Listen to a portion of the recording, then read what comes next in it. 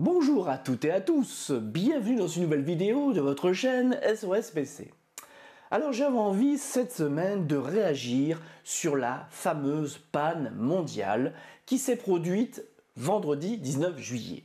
Alors, je voulais vraiment en parler parce que, comme d'habitude, dès qu'il se passe un événement important dans le monde de l'informatique, les gens se précipitent pour en parler. Personnellement, j'ai préféré attendre quelques jours, prendre du recul, m'informer auprès de sources un minimum vérifiées, parce que j'ai lu tout et n'importe quoi. C'est la faute de Microsoft. Non, ce n'est pas la faute de Microsoft. Je le dis tout de suite pour commencer la vidéo. Et vous allez voir, je vais vous expliquer ce qui s'est passé. Je vais vous expliquer aussi que ça se reproduira. Je vous expliquerai aussi pourquoi. Que ça aurait pu être évité, que donc les torts sont partagés, et surtout, il faut vraiment commencer à un petit peu à appréhender l'informatique dans sa globalité et arrêter de mettre tout sur automatique. L'humain est toujours aussi important dans nos jours, même s'il y a l'IA qui arrive partout. Vous allez comprendre pourquoi je vous parle de ça dans quelques instants.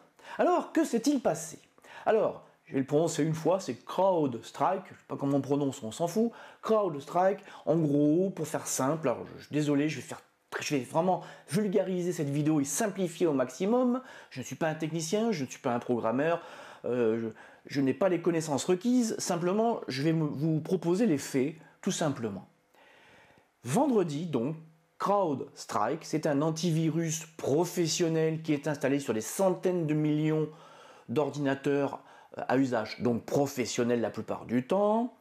Vendredi, vers 6 h du matin, une mise à jour a été envoyée en mode automatique dans le monde entier.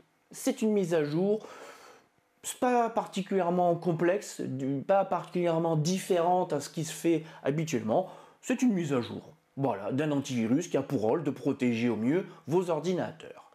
Donc vers 6 h, la mise à jour commence à être diffusée, à se répandre. Très vite, les premiers problèmes apparaissent. Très vite, des ordinateurs plantent. Alors quand je dis planter, c'est le fameux écran bleu. Ça veut dire que même après redémarrage, manifestement, on en parlera après, ça ne voulait vraiment pas redémarrer, donc quelque chose de sérieux. Mais ce qu'on n'a pas dit quand même assez, c'est que si cette mise à jour a été déployée vers 6 h du matin, heure française, donc le 19 juillet, vers 7 h 30, non seulement elle a été stoppée, mais on a commencé à balancer, si je puis dire, des correctifs.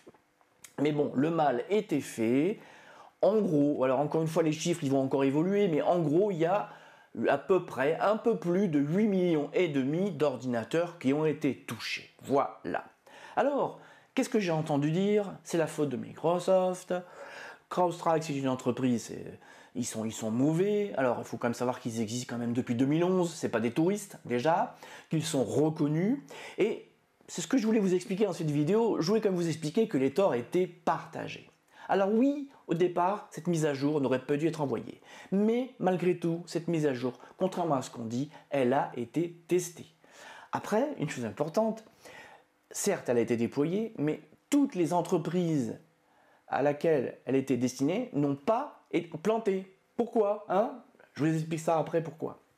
Donc, il faut le savoir, quand une mise à jour est lancée, la plupart du temps, on va dire désormais, depuis quelques mois, quelques années, les entreprises qui ont décidé de faire des économies, on met tout en automatique, on laisse le grand Dieu mettre à jour nos bécanes.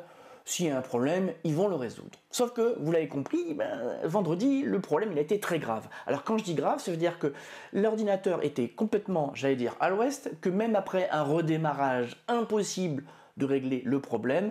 Alors en fait, pour ceux qui connaissent, et pour pas être trop technique, la solution la plus simple, si je puis dire, c'était et c'est toujours de redémarrer en mode sans échec pour pouvoir désactiver certains services et envoyer la bonne mise à jour. Mais, et c'est là que le problème arrive, cette mise à jour qui a été envoyée, qui a entre guillemets détruit 8,5 millions de PC, elle s'est envoyée à distance. Mais pour régler le problème, vous l'avez peut-être compris, dans la très grande majorité des cas, il va falloir une intervention humaine. Et oui. Ben oui, parce que ça fait des années qu'on fait les économies. Et oui, ça fait des années qu'on vire un max de monde. Ça fait des années que dans des entreprises qui font des milliards de bénéfices, eh bien, on met une ou deux personnes à des services où il y avait des dizaines de personnes, où il y avait des personnes formées, des personnes capables de réagir. Hein. Et qu'est-ce qui se passe? Alors, je suis désolé, c'est mon coup de gueule de la semaine. Hein. Alors oui, je ne travaille pas dans les entreprises incriminées, hein, celles qui ont reçu cette mise à jour, celles qui s'est mal passée. Mais quand vous gagnez, quand vous faites plusieurs milliards de chiffre d'affaires, quand vous faites plusieurs millions de bénéfices, je suis désolé, il y a des économies qu'il ne faut surtout pas faire. Hein. Parce que le stagiaire, il est bien gentil, hein, mais il ne remplacera pas la personne qui a le savoir. Et oui, pourquoi je vous dis ça? Parce que ces entreprises, alors, je vais en citer quelques-unes. Il y a eu des aéroports en France, il y a eu des banques, des aéroports, des hôpitaux, la Bourse de Londres, des supermarchés, des compagnies ferroviaires. Il y a eu plein de monde qui s'est retrouvé avec un système complètement HS. Et là, vous vous dites, oh là là, le fameux antivirus, il est nul. Non, il n'est pas nul. Parce que moi, je suis désolé, si je suis une entreprise responsable, j'ai un service dont le rôle est de surveiller mon parc informatique et de tester, vérifier toute mise à jour. Alors oui, c'est pas rigolo à faire, il faut faire ça quotidiennement, mais c'est un métier, voilà. Donc qu'est-ce qui s'est passé? Eh bien, toutes ces entreprises qui ont eu tous ces problèmes, elles n'ont rien fait. La mise à jour est arrivée, ça a planté le système, et maintenant ils sont dans la panade, parce que, je ne sais pas si vous l'avez réalisé, dans ce que je viens de dire il y a quelques minutes en arrière, il y aura besoin, dans la très grande majorité des cas, d'une intervention humaine. Et il y a donc plus de 8,5 millions de PC. Alors 8,5 millions de PC, tout le monde se dit 8,5 millions de PC, c'est pas... Voilà, c'est 1% des PC qui ont été touchés. Hein. Voilà, bon. C'est pas... Mais bon, quand ça touche un aéroport, quand ça touche une compagnie ferroviaire ou une banque, c'est sûr que ça se voit tout de suite. Voilà. Donc je le dis, il faut le savoir, c'est trop facile. Alors CrowdStrike a ses torts, mais les entreprises ont leurs torts aussi. Hein. On n'installe pas des mises à jour sans les contrôler un minimum. Et puis surtout, certaines entreprises se sont rendues compte qu'il y avait un problème avec ces mises à jour. Mais vu qu'ils n'avaient pas les moyens derrière, humains entre autres, d'aller corriger ces problèmes, ils ont subi comme tout le monde. Voilà. Donc je voulais quand même rétablir la vérité. Alors je ne connais pas cette société, hein, qui encore une fois depuis 2011, qui existe, donc c'est pas n'importe qui. C'est une entreprise qui a pignon sur rue, mais qui est experte dans son domaine. Et moi, en ce moment, quand j'allume la télé, quand je regarde les articles sur Internet, je vois qu'il n'y a qu'un seul coupable. C'est toujours l'éditeur de cet antivirus qui a fait des choses. Alors, et tous ces gens, mais j'ai pas pu prendre mon avion, comment je vais faire et tout. Écoutez, je suis désolé, on est dans une société, on est dans une époque où on fait des économies à tous les niveaux. Et c'est pas avec l'IA, c'est pas avec des modèles automatisés qu'on va résoudre les problèmes. Et ça, quelque part, c'est rassurant. Il faut l'humain au cœur du système. Alors, comme je disais en début de vidéo, ça va se reproduire. Parce que les leçons de l'histoire, on les retient jamais. Parce que là, on a eu une grosse frayeur. La plupart des services les plus importants ont été redémarrés. Certains n'ont pas été redémarrés. Mais bon, on met des caches-misères, on se débrouille. Mais ça va se reproduire. Parce que les gens qui font les économies, les gens qui font en sorte que les actionnaires se gavent et qui ne se demandent pas un petit peu les clients, les vrais clients, qui sont dans les magasins, dans les gares, dans les aéroports, dans les hôpitaux, les patients, donc à ce moment-là, eux, ils souffrent de ces économies, j'allais dire, d'échelle. Donc, aujourd'hui, je vous ai proposé mon analyse. Alors, je tourne aujourd'hui le 22 juillet, ça s'est produit le 19.